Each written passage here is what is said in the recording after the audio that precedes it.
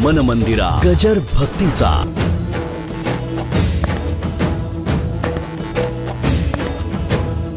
ज्यांना काही करायचं नसतं ते अशा आडव्या जातात. काही करू का, कर की, काय काय करतोस ते कर, कर की. हा हा, बाईचा पदर धरा असं वाटतो, जा की आत्ता प्रवचन सुटल्यावरच धर.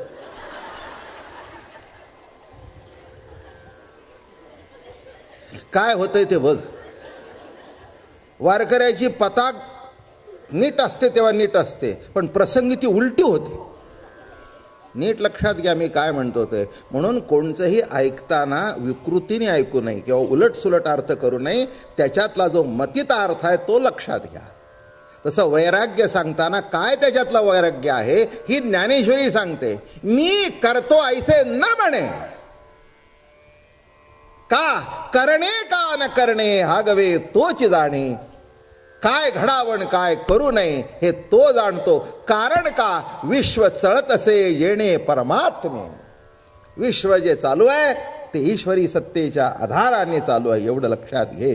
म्हणून वैराग्यामध्ये नैराश्य निर्माण होतं. मग त्याला असं वाटतं हे नको ते नको ते नको ते नको ते नको ते नको ते नको ते नको. आणि टिकलं तर टिकतं. पण एक सांगू का, देहाने जरी त्याग घडला तरी मनाने घडत नाही. मन कुठेतरी इकडे तिकडे चंचल होतच. देह धरेल, कंट्रोलमध्ये धरेल. काही तसे इथे आपापल्या रीतीने आपण कंट्रोलमध्येच आहोत, म्हणून सज्जन आहोत ना. नाही का, इथे बसलेले जे स्त्री पुरुष आहेत आपापल्या रीतीने जे काही एक समाजाची पद्धत आहे, लग्न संस्था निर्माण झाली, आम्ही लग्न केलं, पती पत्नी आहे, तिच्याशी संबंध आहे, 2 मुलं बाळं आहेत, जे काही धन जसं कमवायचं त्या पद्धतीने कमवतो, आनंदामध्ये दिवस घालवतो. म्हणजे इथे भोगही नाही आणि इथे त्यागही बरोबर समत्वानी चाललेला आहे. म्हणून नुसत्या जर त्यागाच्या गोष्टी केल्या तर त्या जमत नाही. तो त्याग केव्हा तरी उफळून बाहेर पडतो आणि मग मोठा अवघड होऊन जातो. त्यापेक्षा भोग जो योग्य पद्धतीने आहे तो भोग घेत गेला. मी तुम्हाला सांगू का, ज्ञानेश्वरीच्या पारायणाला बसलाय आणि तुमच्या पोटात गोळा उठलाय, भूक लागली, चहा काहीतरी पाहिजेच, सरळ उठावं, ते पारायण अर्ध सोडलं का विचार करू नये, बंद करावं, चहा पिऊन यावा, पुन्हा लक्ष नीट लागतं. हो, 10 वेळा चहाकडे चित्त जाण्यापेक्षा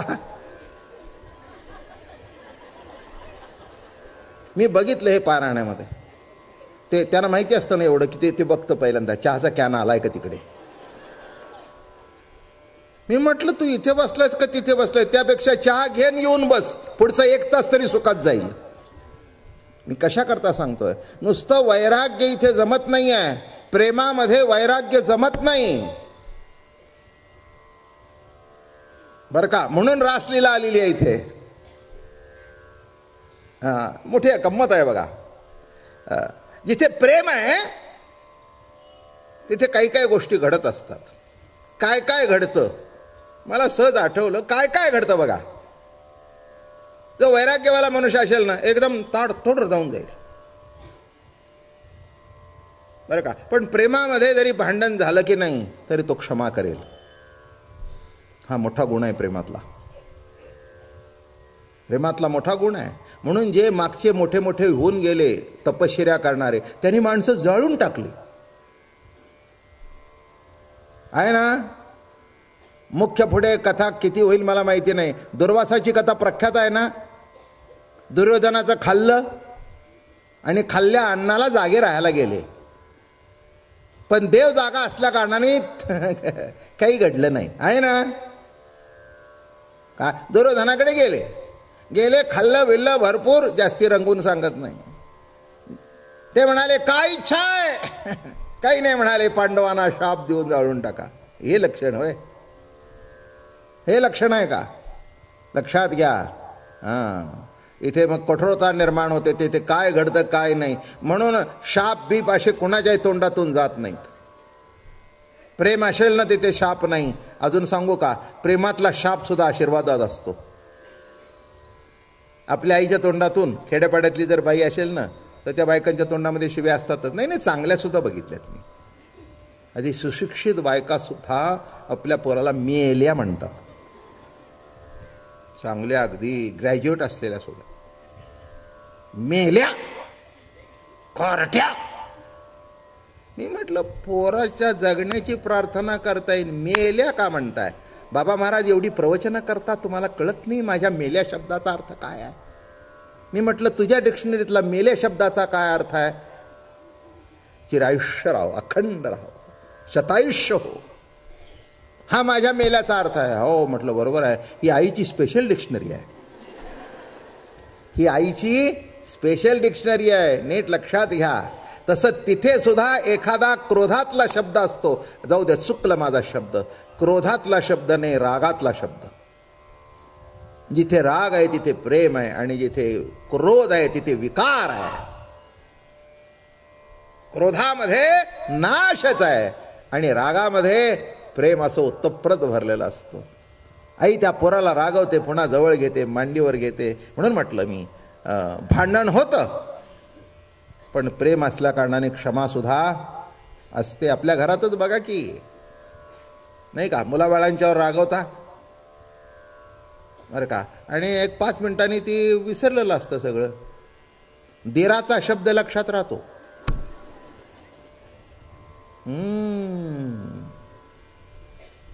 नवऱ्याचा सुद्धा विसरत नाही. नवरा जर टोचून बोलला ते विसरता का?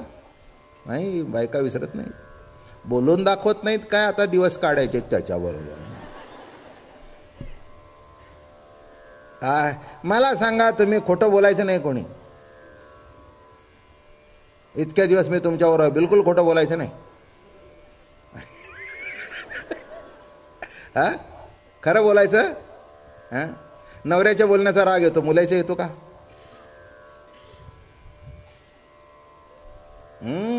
काही बोलू दे, किती अपमान करू दे,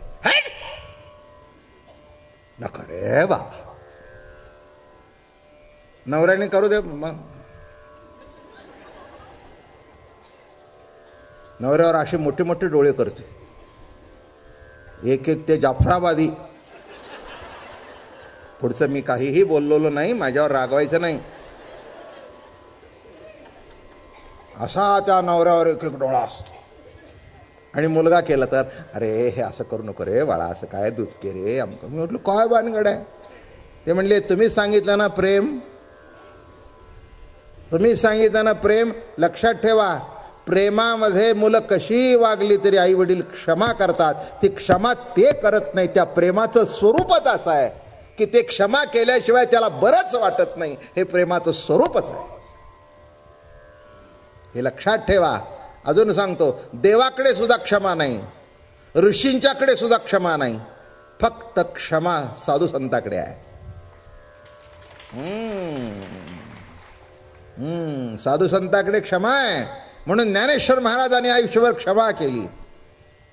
तुकाराम महाराज क्षमाच, नाथ क्षमाच, नामदेवराय क्षमाच. जे जे संत होऊन गेले, कारण का? समाजाबद्दल त्यांच्या मनामध्ये प्रेम आहे, त्यांच्या मनामध्ये आपुलकी आहे.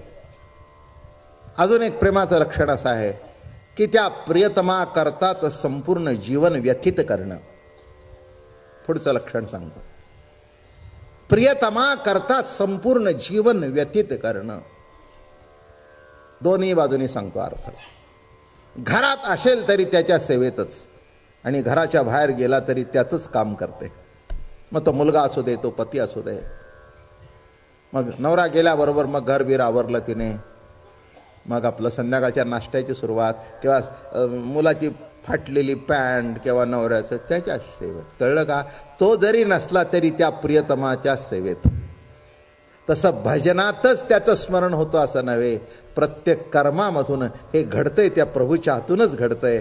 त्या स्मरणामध्ये तो अखंड असतो, प्रियतमाच्या स्मरणामध्ये. एक सांगू का? जो प्रियतम आहे त्याचं स्मरण नसतंच. का? विस्मरण नसतं म्हणून.